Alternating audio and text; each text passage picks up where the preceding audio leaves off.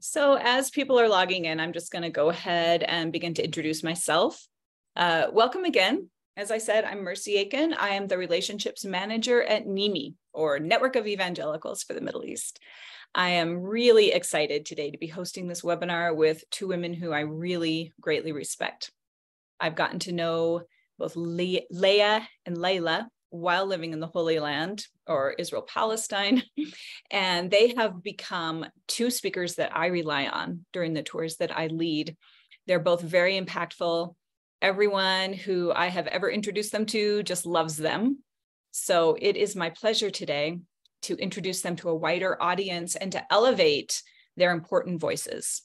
With all of the negativity that we generally hear about the news in Israel and Palestine, even going on right now, the voices of those who are doing the hard work on the ground of justice and reconciliation and healing and forgiveness and mercy and all of the peace work, you know, they can often be marginalized, forgotten, ignored, but there are some people who are doing some incredible stuff on the ground. And it's our pleasure to elevate these voices and to support them wherever we can and however we can. So I just want to thank both of you again, ladies, for joining us. It's so great to have you here.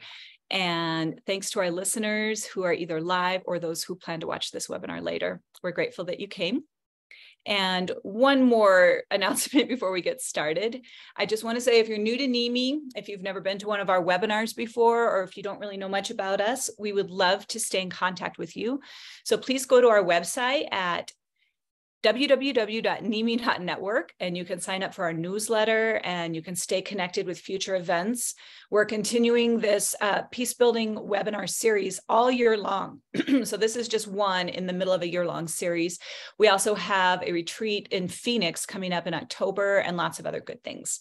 So if you're curious about any of that, please go sign up for our newsletter and like and follow us on social media. And of course, we cannot offer free programming like this without the generous support of our listeners and supporters. So any donations will be greatly appreciated. We are also going to have time for Q&A at the end of this discussion. So if anything comes to you as we are listening, please feel free to type your questions into the chat or just make a note of them so you don't forget them. And we will open it up at the end. Okay. Now, without further ado, I would like to get right into our conversation with our two women who've joined us from the ground in Israel and Palestine, where it is evening. So once again, thanks for making the effort to join us at night. I'll start with you, Leah. You are an Israeli citizen, and you've been involved in peacemaking and education work for many years now. Not sure exactly how many, but I know it's a lot. So I would love it if you could just introduce yourself to our audience, take some time and just tell us a little bit about your work. What do you do and what events motivated you to get involved in your work and your work, Encounter? Thanks, Mercy. So first of all, I just thank you for having both of us on this webinar, and thank you to everyone who joined. It can feel very lonely, as Mercy said, to do this work, and knowing that there are people in the States or anywhere who care about what's happening here on the ground and who want to see things be better gives a lot of strength, actually. So thank you. So like Mercy said, I, as you can probably hear from my accent, I grew up in the States. I grew up in California. I moved to Israel in 1999. I came here to study. I met my husband. The rest is history. My husband, who is Israeli. We have 3 boys who are getting bigger. They're now ages 10 to 16. And I originally was really in the work of Jewish education. And I would say what got me involved in this work, really the turning point for me, was in the summer of 2014, which, if you remember the summer of 2014, it was, there have been a lot of, I guess you call them wars with Gaza, military operations. That's happened a lot over the years. The summer of 14 was the longest and the the worst, I guess, the most violent war. It's about, a month and a half long.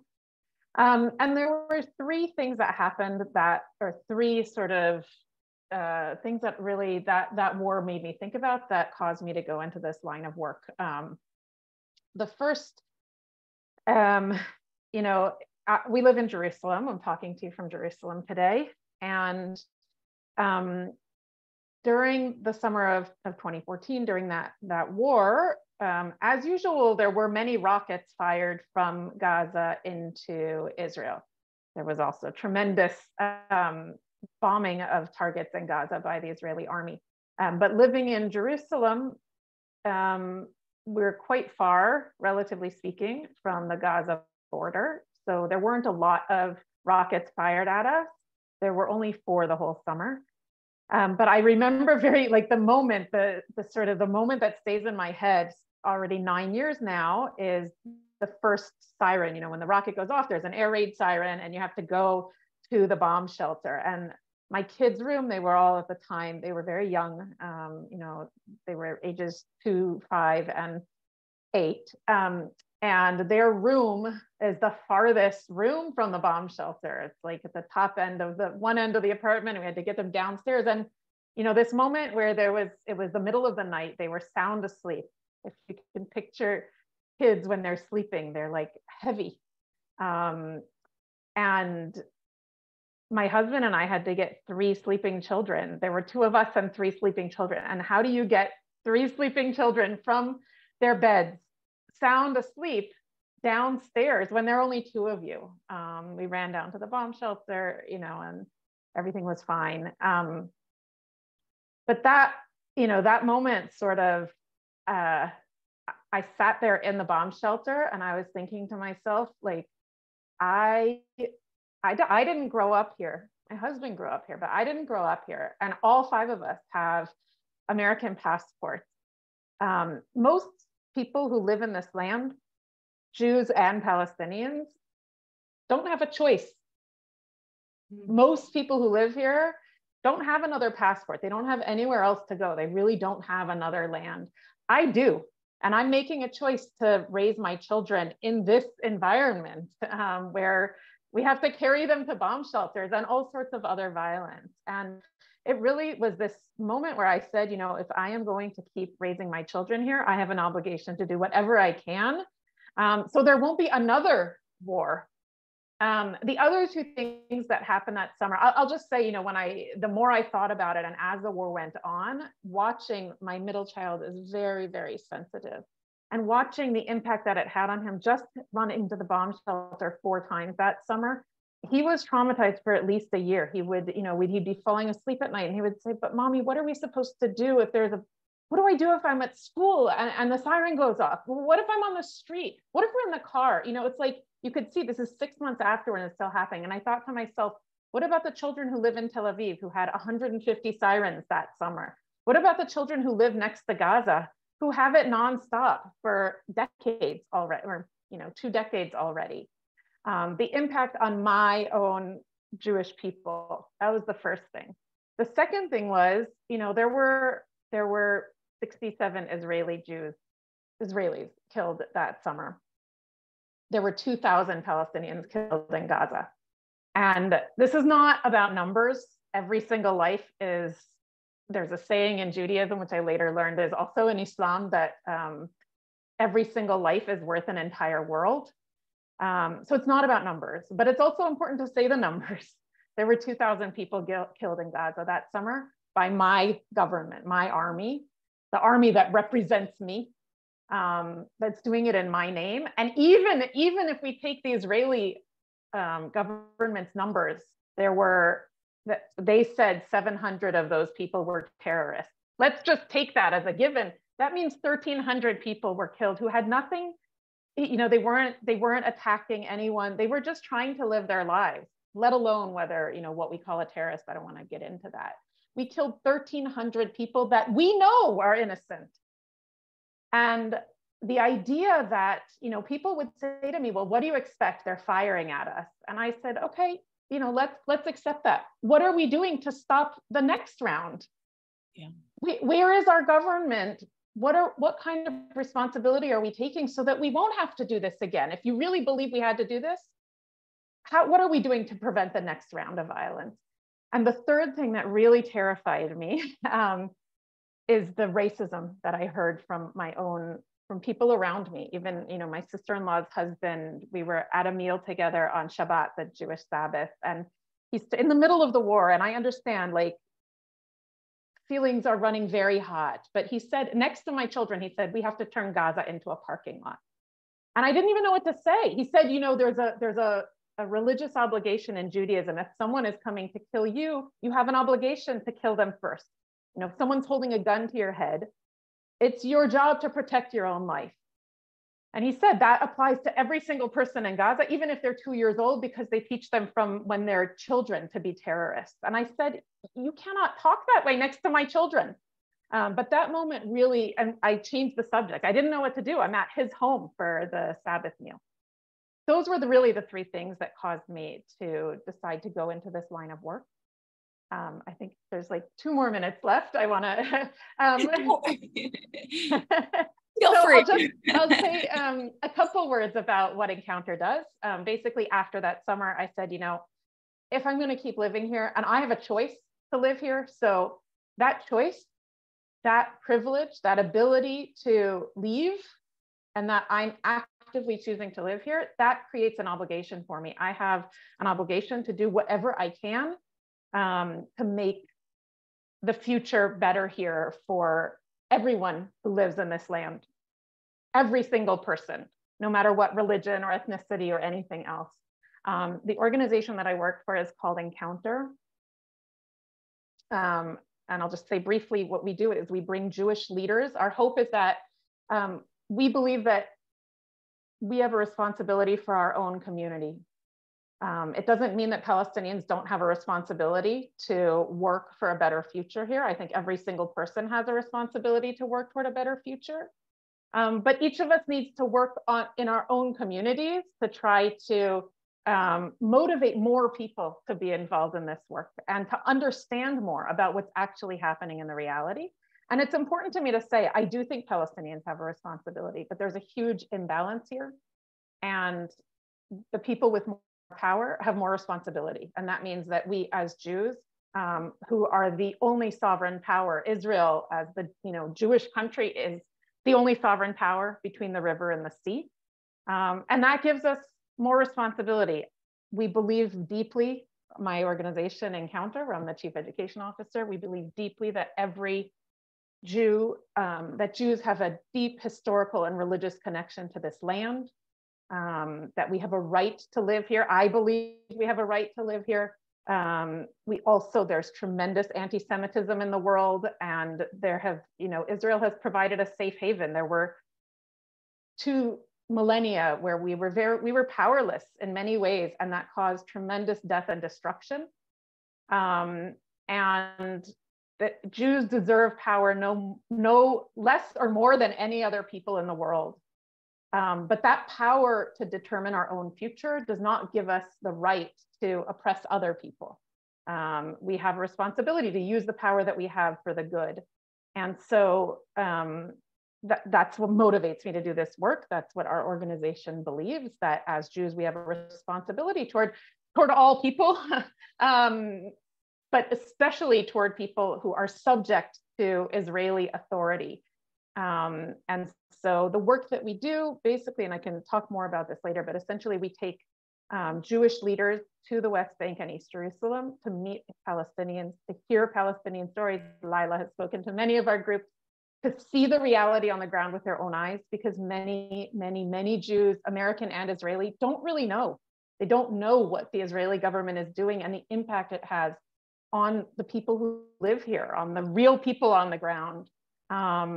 And we work with them, we talk to them about what does it mean to integrate a commitment to a better future for all people. We believe that our futures, our lives, our stories, and our futures as Jews and Palestinians in this land are interdependent and interconnected in an inextricable way. God willing, inshallah, Jews are here to stay. We are not going to disappear. We're not going to go back to where we came from. We don't even have that choice. We are here to stay. There are about 7 million of us.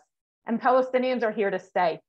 They are indigenous to this land. They have nowhere else to go. They are part of the story of this land. We all belong to the land. And we have a choice. We can either keep living the way we do right now, which is living by the sword and, you know, say we're going to live by the sword forever, or we can say we are going to find a way to share this land in a way that every single person can live in dignity, can live in safety and security and freedom, in equality with justice. And that's what we try to work toward. So I will stop there. Amen. Very inspiring. Lots of questions and comments in my mind. I'm sure there probably are with the audience too, but we're going to move on to Layla right now, and then we're going to get a little further into our conversation. So audience, you know, jot down your questions, your notes, you will have time to ask. But Layla, thank you for your patience. And we also really want to hear your story. If you could introduce yourself to our group. How did you end up working with the Parent Circle Family Forum? And just tell us a little bit about what you do and what led you to it. Thank you, first of all, for having us today to talk to you and to share with you our experience. My name is Leila Sheikh. I'm from Bethlehem. I'm a Muslim Palestinian mother. I was born and raised in Jordan. My story started before even I was born, when my family went to Jordan because my father was a teacher and he went to teach the children in the camps in Jordan. And after that, the war was started in 1967. And during that time, Israel closed the border and they didn't allow the Palestinian to return back. So my parents lost their citizenship as Palestinian and they become Jordanian. So because of that, I was born there. My childhood was very normal, but maybe the unique thing that my father had thousands of stories about Palestine. So I love Palestine from what I heard from my father. And for me, it's become like a dream. So after I finished my study in accounting and business in Jordan, I met my husband. He's originally from Bethlehem too. So I returned back to Palestine in 1999 to get married and to start my life. And it was really a dream come true. And I was really so happy to return back to my roots and to visit all the places that my father speak about, visited all his relatives. And just to be here, it's something like amazing. But after 2 years, when the second uprising started, Israel have another, or during that time, they take another decision not to give people like me who came from Arab countries a Palestinian ID. So that meant I should stay most of the time at home. But I didn't care too much because I have my 2 children, my husband to take care of. But in the 11th of April, 2002, my son woke up 4 o'clock in the morning. At that time, he became 6 months old. And he was in a very critical condition because at that night, the Israeli soldiers came to our village and they threw tear gas. So because we live in a village, so when we tried to take him to a hospital inside Bethlehem, they prevented us and they said it's military zone. So when we tried to take him to Hebron, the next city to Bethlehem, sorry, they again said, like the main road is closed. So when we tried to take him through villages and the road will be rough and long. And for the 3rd time, they stopped us. They prevented us more than 4 hours. So when we reached the hospital, it was too late to save his life. At the end of that day, he died. And that was really broke my heart because I asked myself why that happened. Like he deserved to still alive and why that happened. Like every time when the Israelis arrested Palestinian or even killed him, they said he's a terrorist, he's a sniper, he throws stones against us. But what is the crime that my son did? He's just 6 months old. And then I answered myself and said, his only crime that he's a Palestinian. From that day, I was filled with hatred, anger against all the Israelis, because for me, all of them were responsible about his death. Like, I thought that no one of them had that effort to change this reality or this war, or even to speak about this. But at the same time, I wasn't thinking to take revenge, because revenge for me will never bring him back. So time goes, and after like 16 years, I met one of my friends that I didn't saw for a long time. And he started to talk about how he joined the Burn Circle, and he participated one of the project. And I stopped him and I said, "Are you crazy? You know what happened to me? How could you like ask me to be part of this organization?" And he said to me, "I want to ask you a question. Why until now you didn't tell your other children about what happened to their brother?" I said, "Because I didn't want them to be part of this cycle of violence. Because maybe if they know, they start to think to take revenge. And I lost one of them, and that was much more than enough for me. I can't lose another one." So he started to convince me to be part of this organization. To be honest, in the beginning, I was refused. But one day he invited me to a conference in Bethlehem. So when we went there in the beginning, there were just Palestinian. We sat, we talked. Then when the Israeli came, it was really so hard for me to see them or even to sit with them. But when they started to talk about their personal story, I was really amazed and touched, because that was the first time I met a normal people like me, not settlers, not soldiers. And when they started to talk about how they lost their beloved ones, I was really touched and moved, because nothing worse than losing a child, and no one could understand that pain unless someone be in the same situation. I felt we share the same tears, we share the same pain, even if we had different circumstances, we're still human. So from that day, I decided to participate in one of the projects called Narrative Project, and this is one of the most important projects in the organization, which give a chance for both sides to sit and to talk and to learn about each other. Like, we met for 8 times. We have 2 professors who spoke about the history of the 2 nations. We went to visit Yad Vashem Museum in Jerusalem, because most of the Palestinians thought that the Israelis fake about the Holocaust because they want to justify what they were doing in Palestine. And we went to visit a Palestinian village was existed before 1948. It's not about comparing the pain. It's not about like say who's first, who's next, who's bad, who's good, but it's about understanding, about learning. You can't like have reconciliation until if we like could understand where we came from. So after that,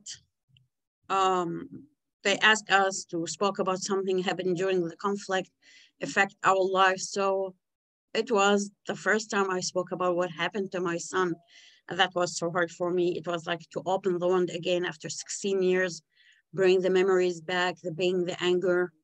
But then an Israeli woman came and she sat in front of me and she started to apologize. And she said, "Yeah, I didn't hurt you, but the people who hurt you from my own people. I am a mother too. I could understand your pain. I could understand even the word that you couldn't say." And she came and hugged me and both of us started to cry. And that was the first time someone really had that effort to speak to me about this. Like even between me and my husband, we didn't spoke about what happened after his death.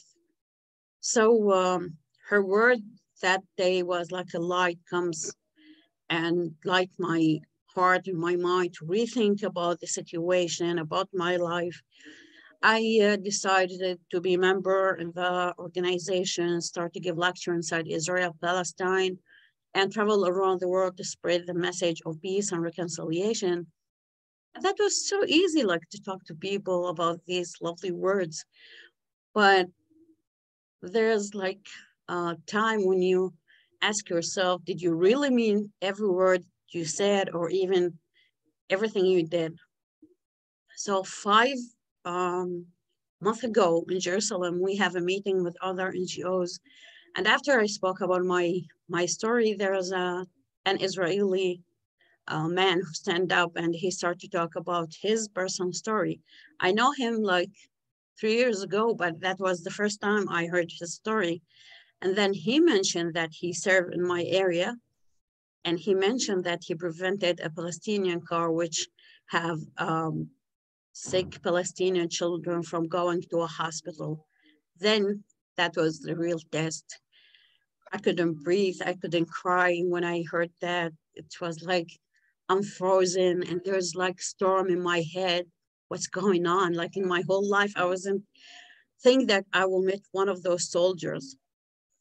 And to be like that meant to be one of them, that was like a big shock for me. So I went with one of my colleagues outside and she called him to speak about this. And he said to me, that was so important for me to speak about that in front of you. And he mentioned like after time, his son becomes sick.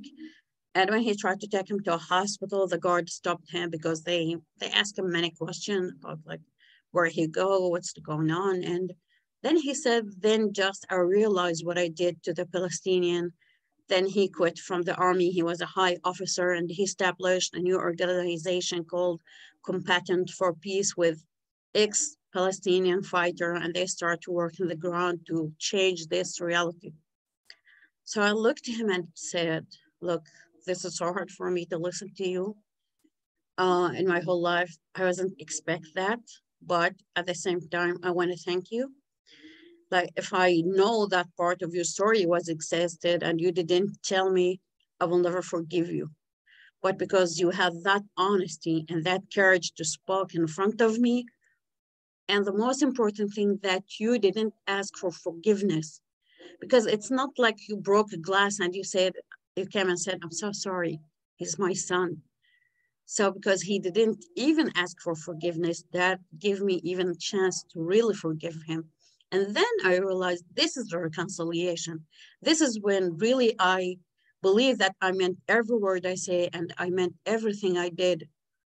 And maybe our organization, one of them, or maybe the only organization which didn't seek for new members, like to be a new member, that meant that you lost one of your beloved ones. And we didn't want other family to have the same situation that we have.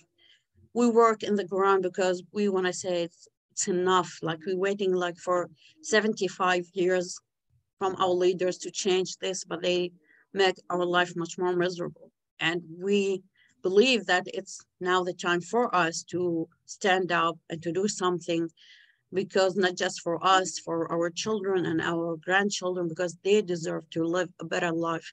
Because God created us in this world to love each other and to live, not to kill each other without no mercy. Thank you so much. Amen. Thank you so much, Layla. I remember when I first heard you tell this story, you mentioned a detail about a dove. And I'm wondering if you would share that with the group, because to me, that's one of the most beautiful parts of your story. Yeah, the same night that my son died, I was tired. I slept just maybe for 5 minutes. And I saw a white dove came and stand on my shoulder and say to me, Mama, don't cry. I'm so happy. And I can't stop crying from that day until today, because he's part of my soul and part of my heart. But at the same time, I don't understand what that means. I know that he's happy with God because he is like angel, but I didn't understand why he came as a white dove. So after I become member in the forum, I remember that dream, and I believe that that was kind of message from God. As you know, like white dove is simple for peace. It's like God want to say to me, this is your new mission. He didn't want his death went without achieving something. So this is even give me hope to continue even during this hard times. And we said black days from both sides, like you kill me, I will kill you. And this cycle will never end if we like just think like that. We want to break that circle. We want to say it's enough. We didn't want another family to suffer like the Palestinian, the Israel. There are innocent people. We lost every day people who even they have or they deserve to still alive. They lost their life for what? For the land. I don't care who live in this land, even if not just Israeli, whatever, anyone who came, because this land for God, it's not for any one of us. And some people sometimes ask us about what's the solution. So I said, I don't care if it's one state, 10 states. The only thing that I was care about is to live in peace and don't be afraid from any war or from another attack, or like, we want to live like a normal people. And we need it really after like 75 years. It's the time now to say it's enough. Amen. Amen. I love that, just that vision of like the lives of all of these people not being in vain. Like, just when you were talking about your son as a dove, I just started thinking about maybe many of these ones are like doves in a way, like leading us and calling us on into peace work. But thank you so much for sharing that. Again, I have lots more questions I'd like to probe about details about what you guys just said, but we do have some other questions and I want to move on a bit in the conversation. But before I do that, I'm just curious, how did the two of you meet? If one of you would like to share that story, I don't know if I've ever heard that story, because I know you do work together from time to time. And I think of you as like pillars, and I mean, I know you can't be super close, but you're friends. And how did this happen? As I remember that we have a dialogue meeting with Encounter. I don't know how they know about us. And we've been in the same dialogue meeting. And after that, Leah talked to me and she started to bring other groups. And after that, we become friends. Like, it's so easy to be a friend. I mean, it's so easy to be friends with Leila. Me, I don't know. Yes, Leila has spoken to many Encounter groups. I mean, I think, like I mentioned at the beginning, it can be a little lonely to do this work in this region. And, you know, there's an ecosystem of really amazing organizations doing different aspects of this work. So the bereaved families forum, it's different than the work that Encounter does, but I think they, you know, our work is in conversation and support. I think we support each other in the work that we're doing. But I'll just say that, and like, you know, we met one time and then I just kept asking Leila to come back because her story, as you said, Mercy, at the beginning, it's so powerful, and just the connection that people make with you, Leila, when they listen to your story and the impact that it has on them. It was very important for me to keep bringing more groups. But I'll just say that one time when we spoke together on a podcast, I hadn't even thought about this, but the podcast host, she said, you both mentioned that, you know, Leah, you said you moved to Israel in 1999, and Leila, you moved to Palestine in 1999. And it's true. So since then, I've thought about, you know, we've had these like parallel lives since then, raising our children and, you know, everything that, so yeah.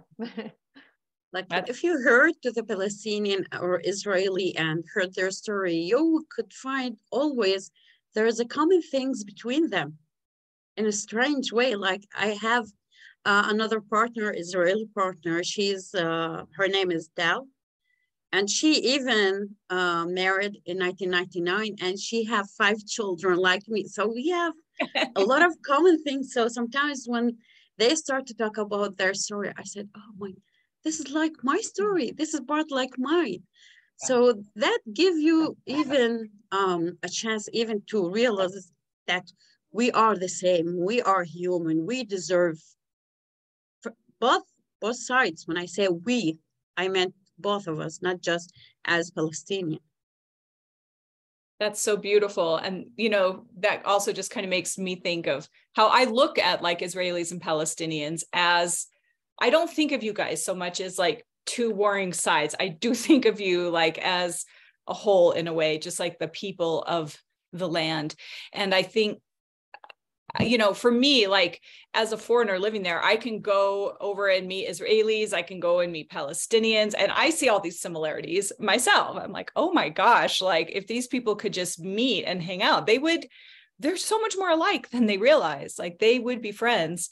And it's, just quite a shame that it's so difficult many times for people to develop these kinds of relationships.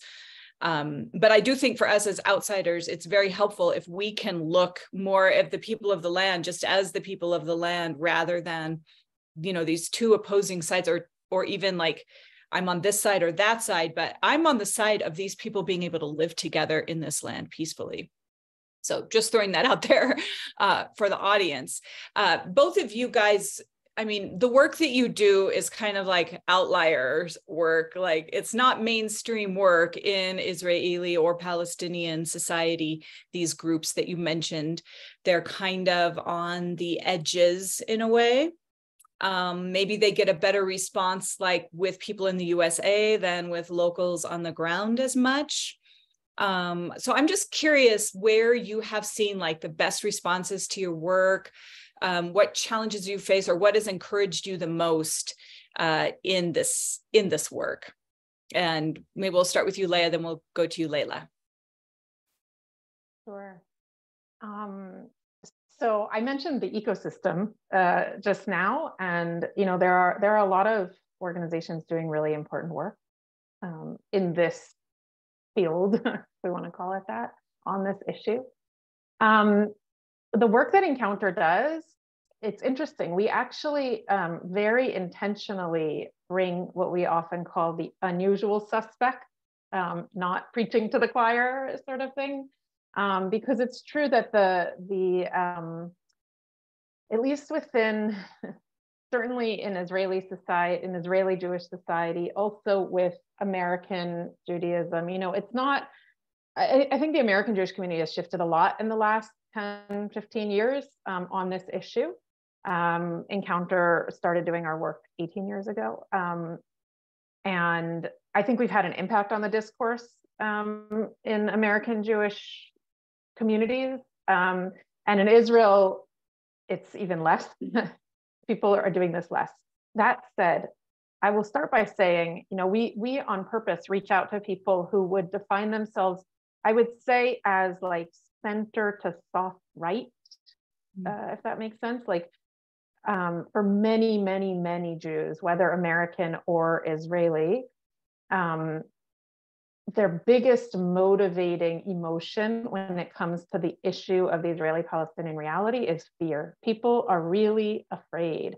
And so it's fear. And what they're looking for is security, right? How do you address fear? You try to create security.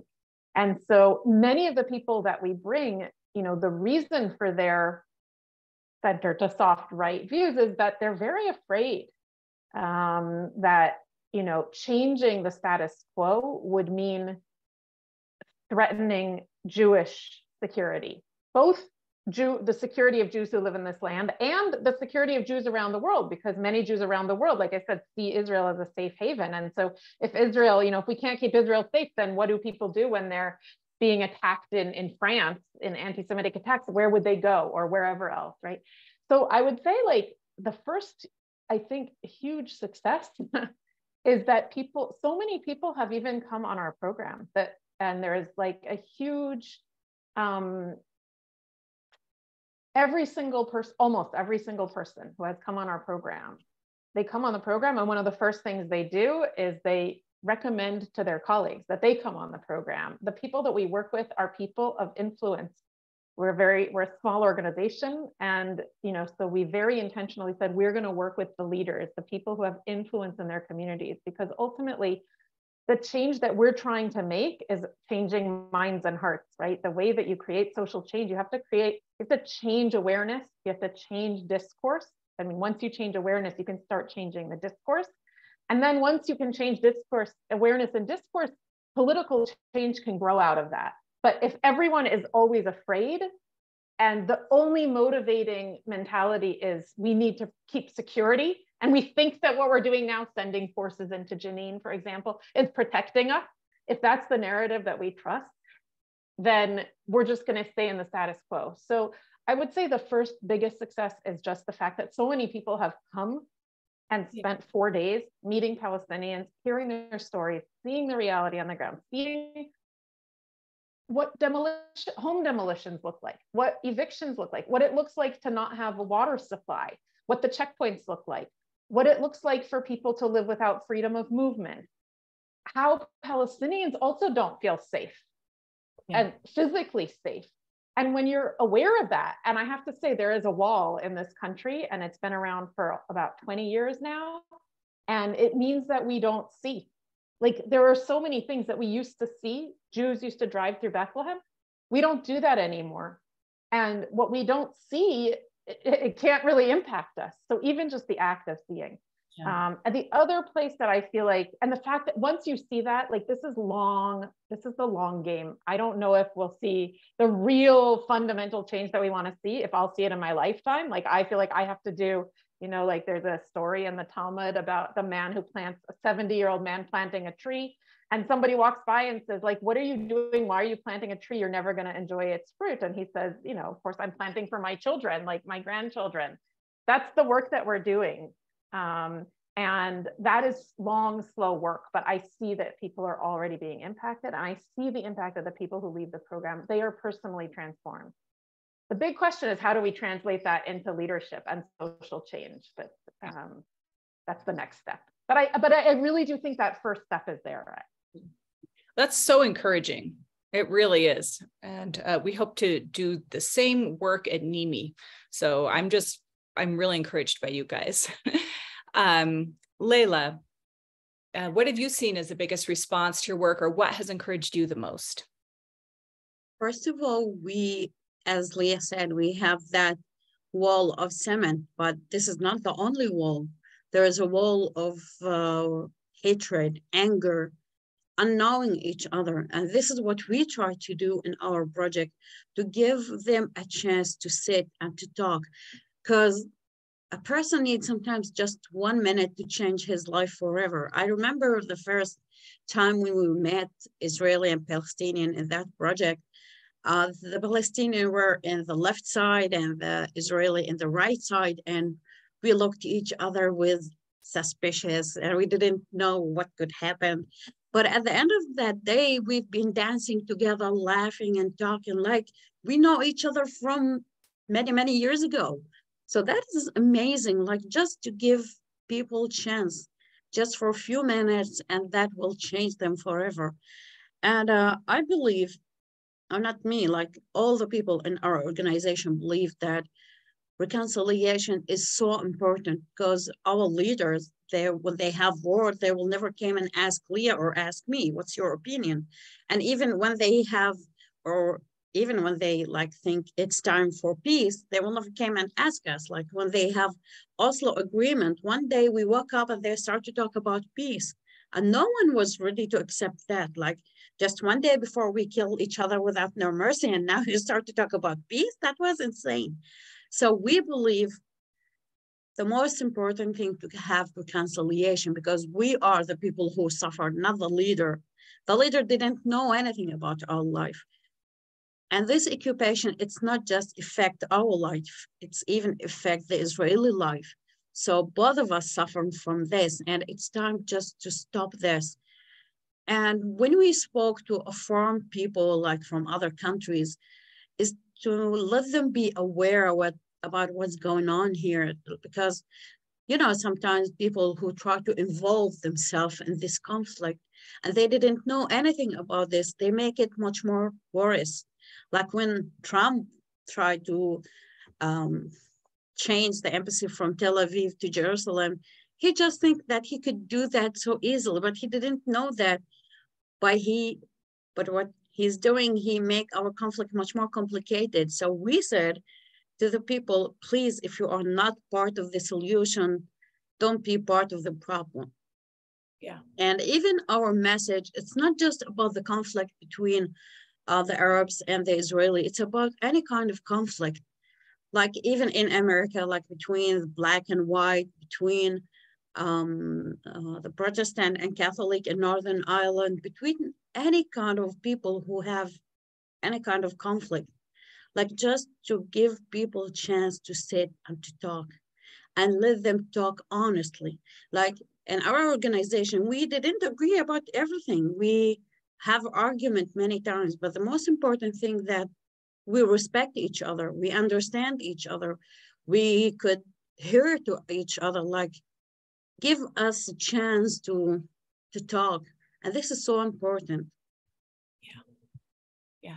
Well, I think you said a key word there too, or maybe you didn't say, but it was implied, is respect. You know, when there's respect there, you can actually get into a disagreement when you respect the other person.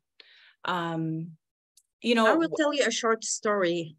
Once they asked me, like, I've been new in the organization, and they asked me to go to talk to girls who will go to the army.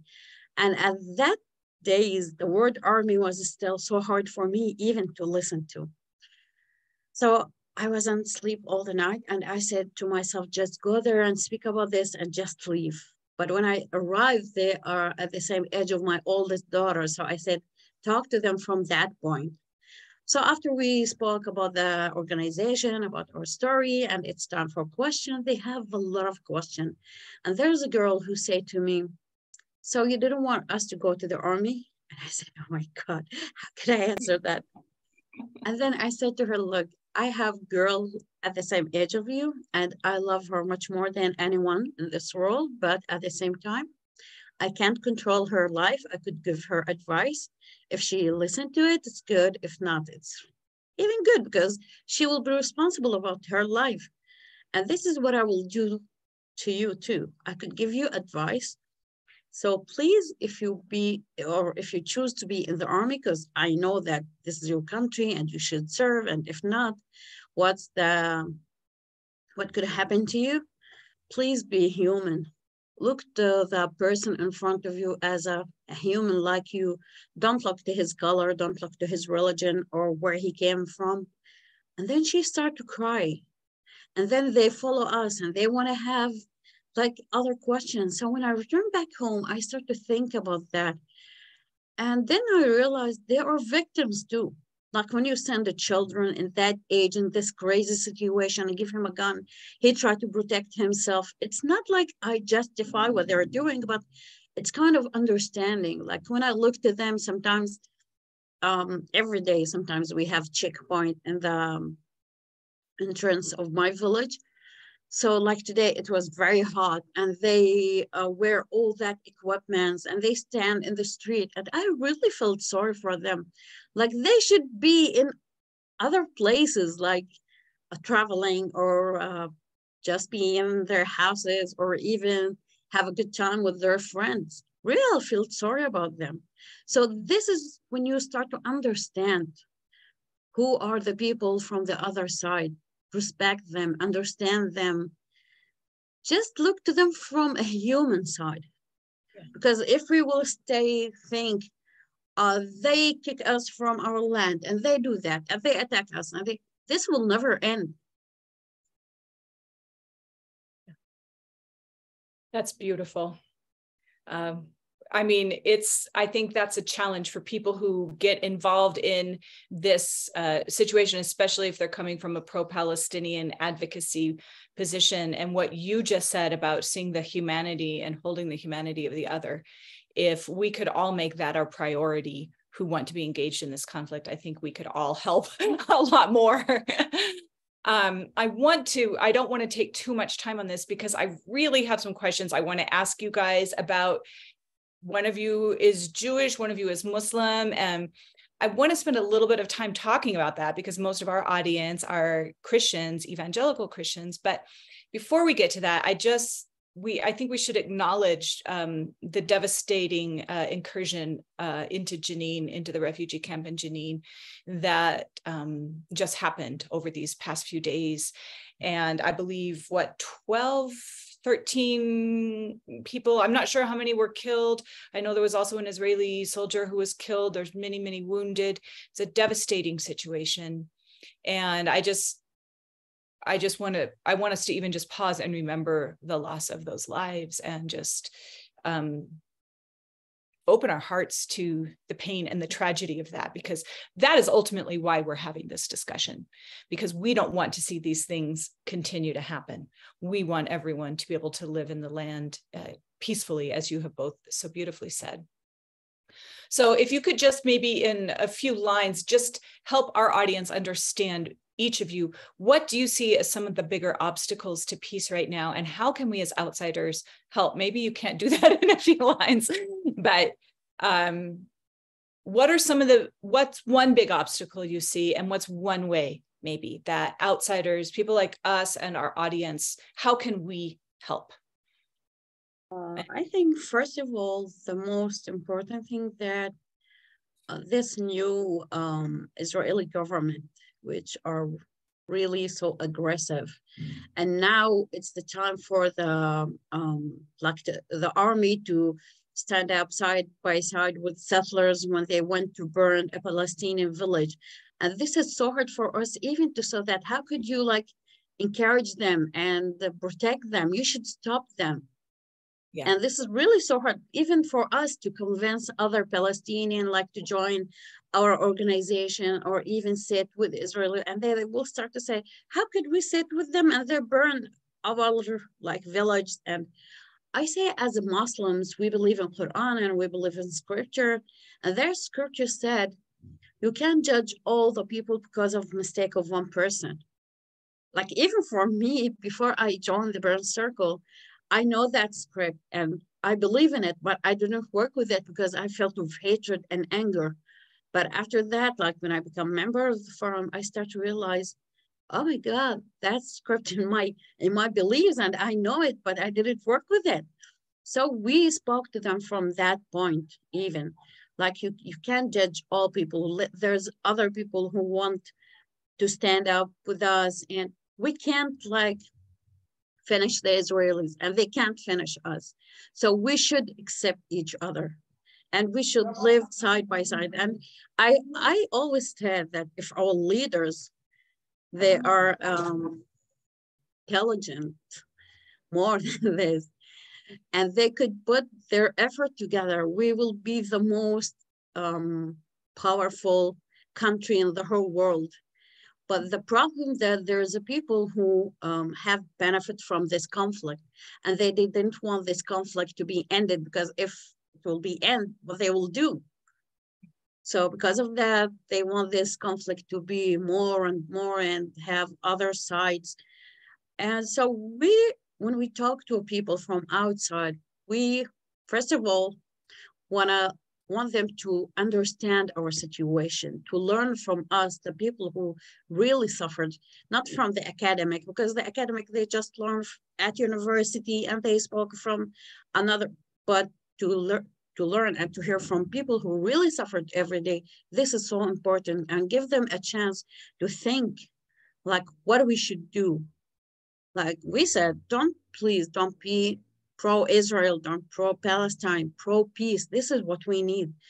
If you just pro one side, that will help us. When we went to Northern Ireland, I was really shocked when we went to the Protestant side and they pro-Israel and they have Israeli flags and they burn the Palestinian flag.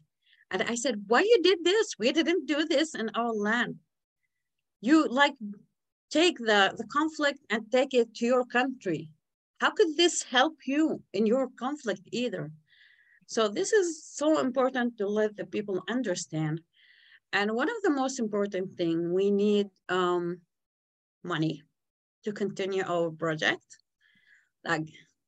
in both organizations, because this is so important, even to keep women, especially because, as you know, women, they are not the half of the community. We said in Arabic, women are the whole community because she's responsible about everything. And if you give her confidence, if you give her a time to speak about what she's thinking about, or even make her, how can I say that? Have her income, she could help even her children and let them be away from the street. And they, now in the Parent Circle, we have a project called Wedding Planners.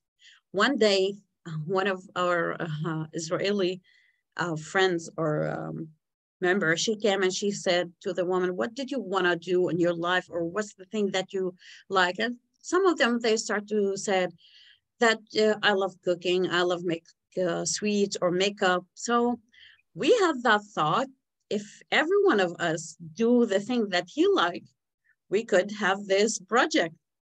So for me, I take a course to designing dresses, and I will finish it this month.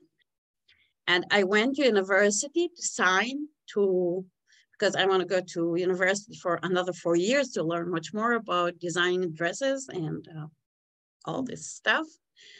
And some of our women, they start to have their own project in their houses. And some of them start to teach their neighbors, and they lead their children to help them in this project. So this is one of the most amazing things, to let even the children be away and to think there's other things that they could do in their life. Yeah. So supporting women, empowering women on the ground. You're right. That's such a fundamental grassroots way to support. And what would you say, Leah? I actually want to talk about youth. I mean, I agree with everything that Leila said. So I'm going to, and I want to go back to, in terms of the biggest obstacle, yeah? Or I don't know about the biggest, but the one that I will pick. I talked before about fear and security, and how this is such a strong motivating force for Jews, Israeli and all over the world, that we're so focused on our fear for good reasons, and for, you know, it's like the result of trauma in our own lives, inherited trauma, you know, anti-Semitism over centuries. We live in this feeling like we need to protect ourselves. But I want to say very clearly, because Leila talked about the current government and the current government of Israel, and the way that that government's policies and approach is having a direct one-to-one impact on the lives of Palestinians, whether that's through, you know, I don't even know what to call it, the rampages through Palestinian towns in the northern West Bank and burning down homes, and which then, you know, there was an attack in Tel Aviv, I think 2 days ago. Like, it's quite obvious there were 7 Israeli Jews who were some of them severely injured, right? There's no question that the raid on Jenin, that so many of the things that have been happening in the West Bank, like, it doesn't make us safer, it makes us less safe. But so we have this security thing, but I want to be really honest about the fact that within Jewish society, there is also a very ideological, and I would even say, I'll be careful here, bordering on supremacist approach in some cases, right? That really believes that Jews should have rights in this land that others should not have. And those two paradigms are like what I am so scared of for Israeli youth. Palestinian youth, by the way, are also like more and more extreme than their elders. And the same is happening among Israeli youth. And part of that is because when you grow up being told that in order to keep yourself safe, you have to oppress another people, I think you start believing that, well, you know, you go from thinking that it's it's just too bad that we have to oppress these other people, to believing that it's okay to oppress other people. It starts informing your ideology. To me, that is the biggest obstacle, because I don't see this government as the problem. I see the society that allowed this government, the culture, the mentality, the discourse in our society that allowed this government to come to power as the problem. There hasn't been, we're talking about, you know, the protests on the streets in Israel, which I support. They're fighting for democracy and equality and justice and a justice system and all of these things. They're right, but there hasn't been democracy here in 56 years. Real democracy, because there are somewhere around 4 million, 5 million Palestinians who are living under Israeli authority without rights. So I would say, from my mind, that's the biggest obstacle, is what happens, and I'm talking about my community right now, right? What happens when we raise people on a diet of... Sorry. That's okay. When you raise people on a diet of saying, in order to keep yourself secure, you have to oppress, what does that do to us? That's not what I want for my children or for my society. To me, that's the biggest obstacle. Yeah. In terms of what, at least within Jewish as a society. What can outsiders do to support? First of all, money, I think Lila's right. Money is always helpful, but I want to put another like angle on that. And especially since many of the people here are evangelical Christians in the US, and there are so many Christians who support Israel and who believe and support Jews and Jewish ability to live in this land, which I deeply appreciate that solidarity. There are ways of sending money to Israel that support the ability of all people to live in this land in the ways that we talked about, in dignity and security. And there are ways of sending money that actually can be very destructive. And I think rethinking, there's a tremendous amount of money, I think far more than Jewish Americans, that comes into this land and supports projects that are not working for the good of all peoples, but that are actually working even for things like Jewish supremacy, for Jews, the Judaization of different parts of this land. And so talking to people that about how they're using their money, where are they giving them? What is that money going toward? Do they know what it's going toward?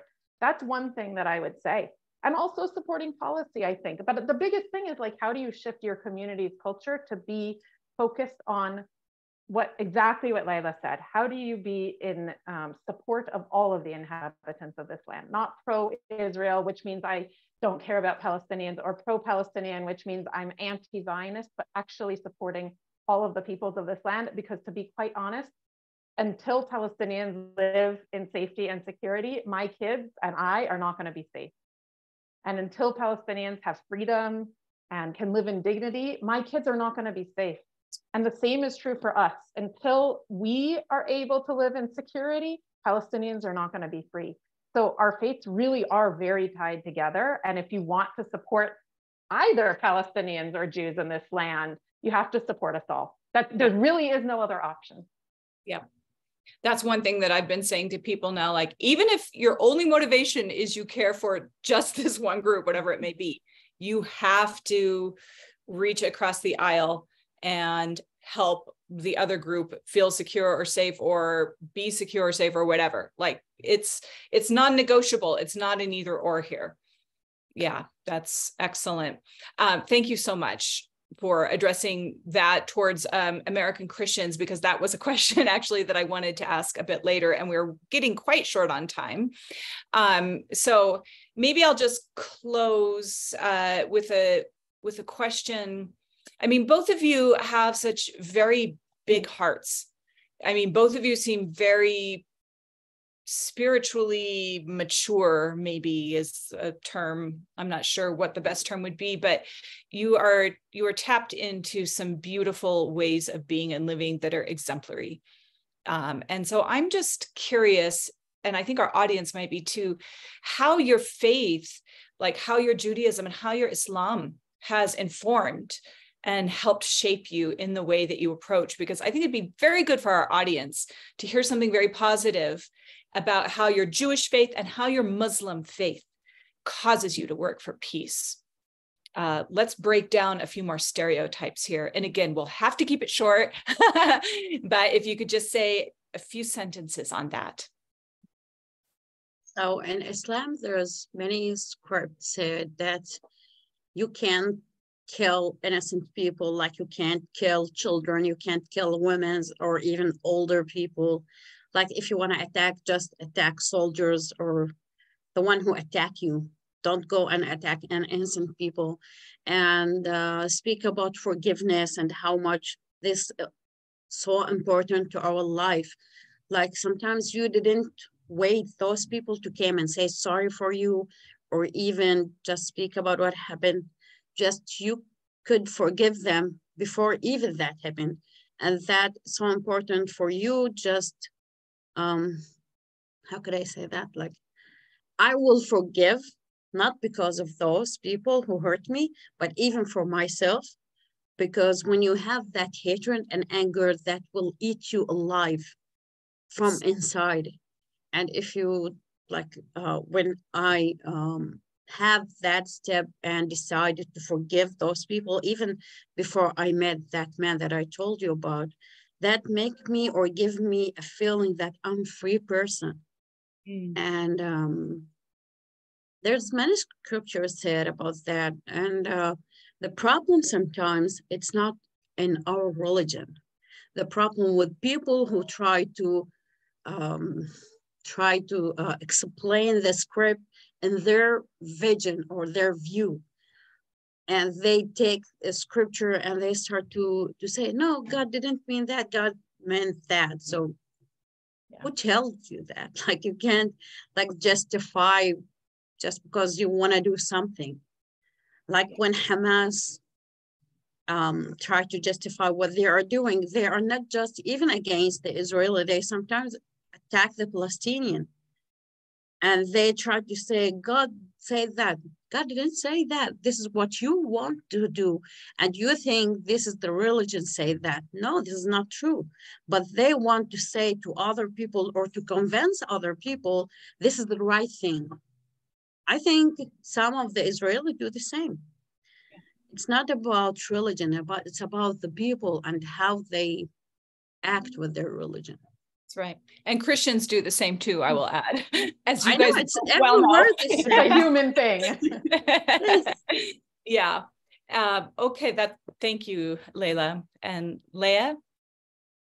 So I'll just share one, also a scripture, which is from the Mishnah, which is the Mishnah, which was written by the rabbis in like the 2nd to the 5th century. And there's this Mishnah, which is like very much, I don't know, it's like my guiding text in everything I do. And it's talking about when witnesses come in a capital case and they're trying to impress upon the witnesses in this capital case, like basically their testimony could put a person to death. And what they talk about in this capital case, they say, what do you say to the witnesses? And one of the things that they say is you teach them the verse from Genesis that that said man, that man was created alone, right?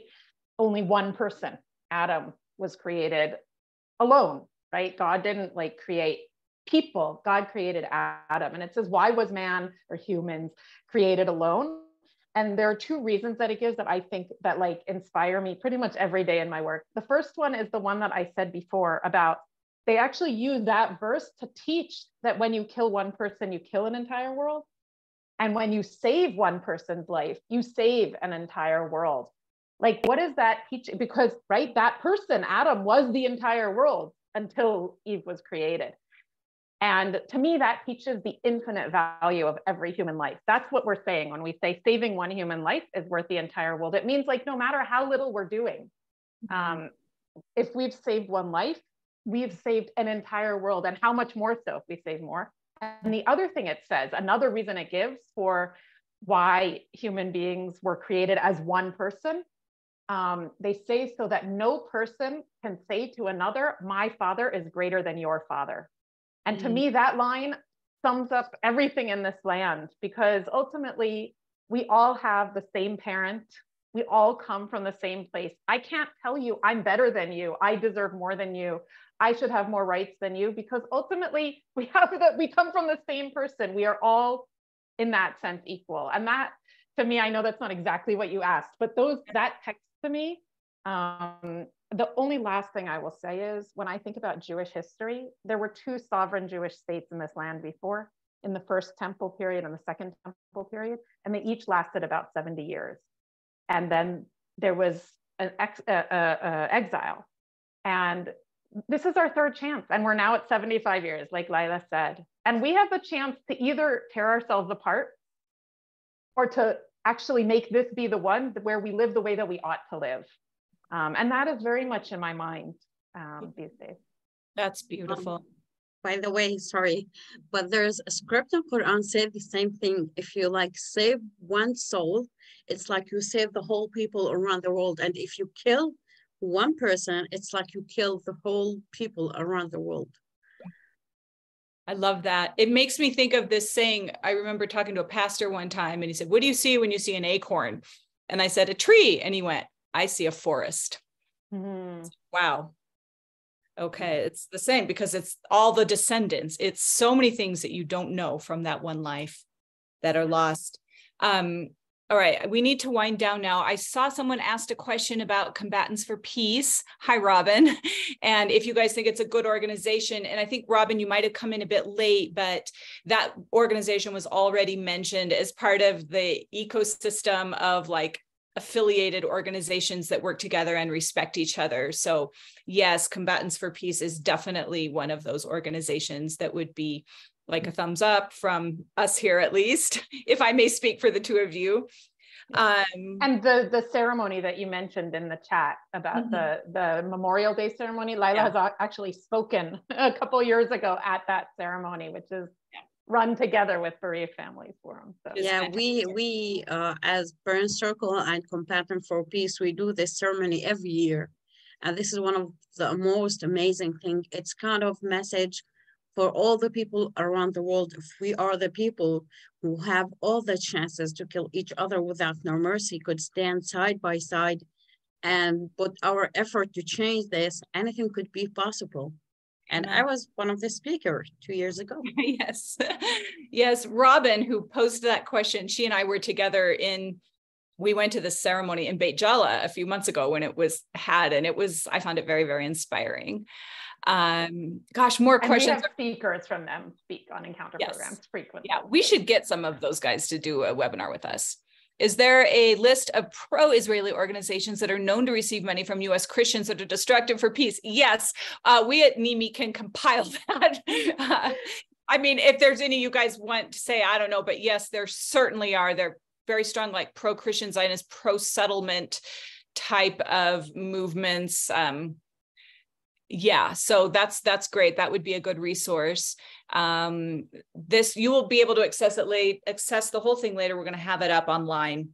So I'm going to close. I just want to speak a benediction to you ladies from our scripture. And this is from the Beatitudes.